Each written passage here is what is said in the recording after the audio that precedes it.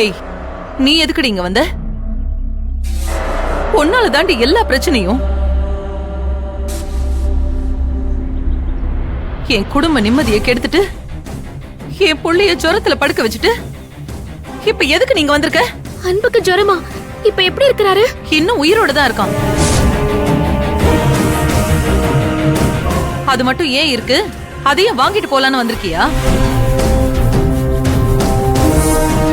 எவ்வளவுதான் கடவுளை வேண்டுனாலும் மாப்பிள்ள வாழ்க்கையை விட்டு ஒழிஞ்சு போக மாட்டாளே. போடி இங்க இருந்து. போன்னு சொன்ன. நான் சொல்றத கொஞ்சம் கோவப்படாம கேளுங்க. நீ சொல்றத நான் எதுக்கு கேட்கணும்? போ வெளிய. போடி.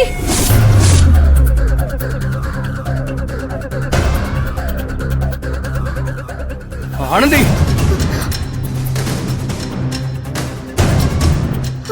அன்பு, அன்பு, நில்லடா.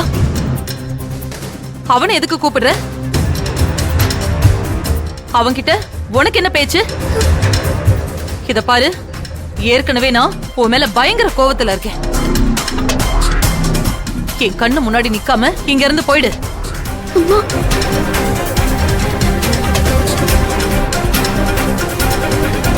போன்னு சொன்னேன். மா, எதுக்குமா இப்படி கத்திட்டு இருக்க?